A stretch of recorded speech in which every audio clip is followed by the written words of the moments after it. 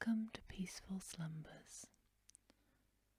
Tonight we're going to be reading A Witch Dancer's Doom, which is a Breton legend. So find yourself a cozy space, settle down, close your eyes, and listen. Long ago, in the days of good King Arthur, Count Maurice dwelt in an old chateau of La Roche-Maurice, near Landerneau in Brittany. With him lived his beautiful niece, Catel. Although charming in face and figure, this maiden had a somewhat uncanny reputation, for it was said, and with reason, that she was a witch. The Count had often urged Catel to marry, but in no vain. The lady had no mind to lose her freedom. Dancing was one of the passions of her life. When, she said, I can find a knight who shall be able to dance continuously with me for 12 hours, with no break, I promise to give him my hand. This scornful challenge was proclaimed by heralds in every neighbouring town and hamlet. In response came many wooers to attempt the impossible task. Those whom Catel favoured she made her partners at the rustic fêtes and open-air dances which were then in vogue. In the soft swarded meadows, by sunlight or starlight, the dancers would meet, and to the dreamy music of the pipes, eager couples would whirl until the hills round began to blush in the light of the earliest dawn.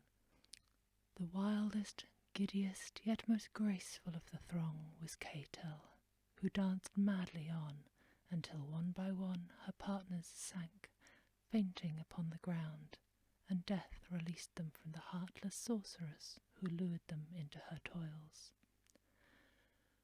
Thus perished many suitors, until the cruel maiden became the object of a gentle hatred and horror. When her doings came to the ears of the Count, he sternly forbade her to attend any more of the dances. In order to enforce her obedience, he shut her in a tower, where, he said, she would remain until she should choose a husband from among such suitors as still persisted in offering her marriage. Now Catel had a wizened little page, no bigger than a leveret, and as black as a raven's wing. This creature she summoned to her one morning before dawn, and with her finger at her lips she said to him, Be swift and silent, my uncle still slumbers. Get thee gone by ladder, and his thee to the castle of Solorn, who is waiting for a message from her he loves. The guards will allow thee to pass. Take horse, ride like the wind, and tell Solorn that Catel calls him to deliver her from this tower before the day dawns.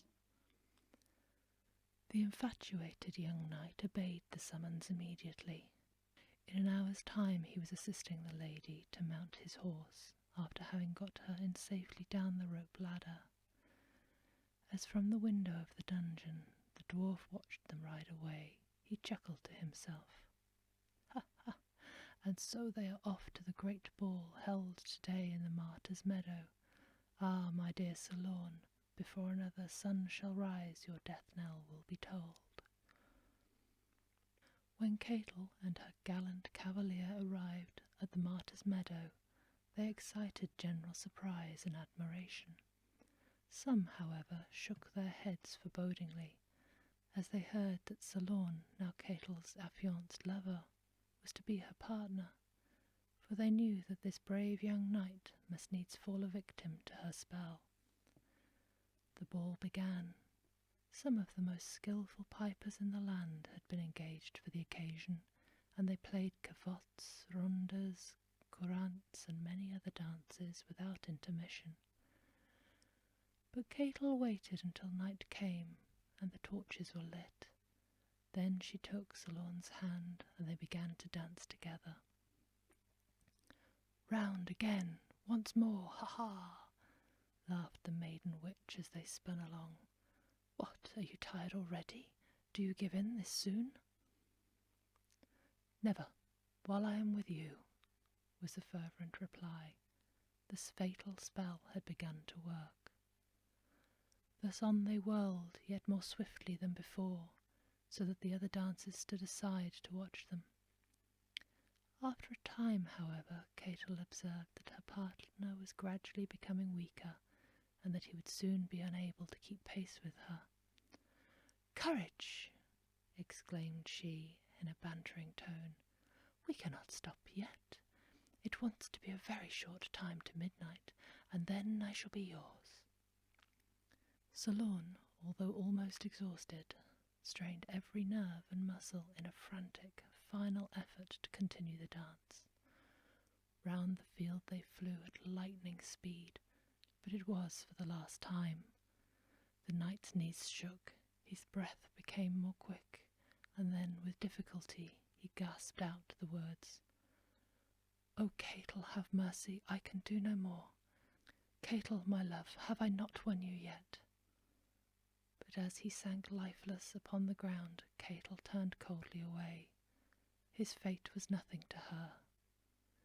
At that moment the clock in the neighbouring tower struck 12. All the lights flickered and expired.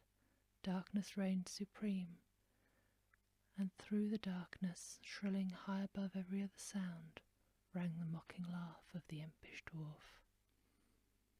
"What?" exclaimed Catel derisively, glancing angrily at the worn-out pipers, who had at last paused on their wild music. "Exhausted already by such slight exertions? I wish the evil one would send me some musicians and dancers worthy of me. Of what use are these miserable, puny creatures?" As she uttered the words, stamping her foot in her fury, a weird red light gleamed in the sky. There was a terrible peal of thunder, and a strange stir in the trees. Then suddenly, in the centre of the field, appeared two phantom forms at the sight of whom panic-stricken bystanders would fain have fled. To their horror, however, they found flight impossible. They were rooted to the spot. One of the phantoms was attired in a red garment covered with a black cloak.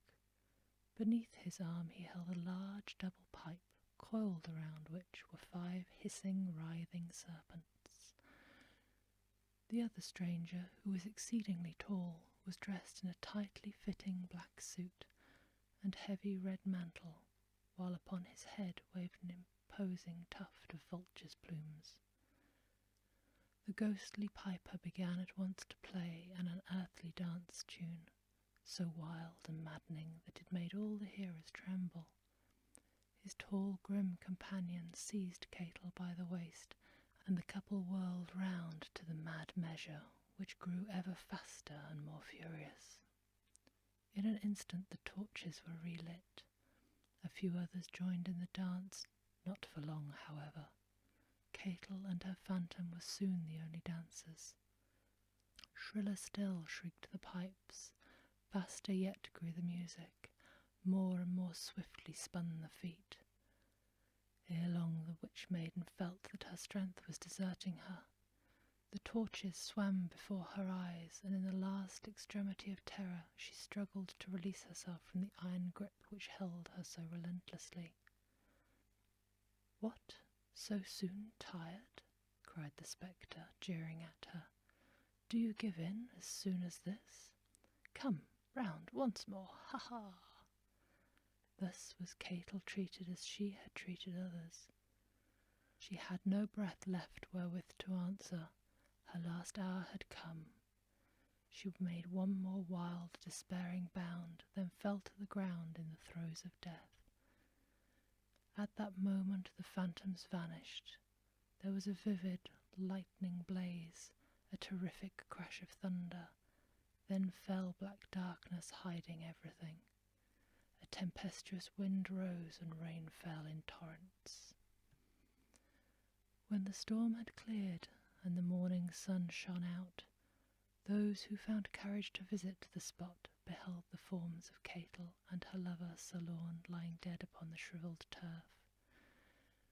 Ever since that time the spot has been shunned by all, and still by their firesides on winter nights the peasants tell the tale of Catel the witch-dancer and her fearful fate. Peaceful slumbers. Sleep sweet,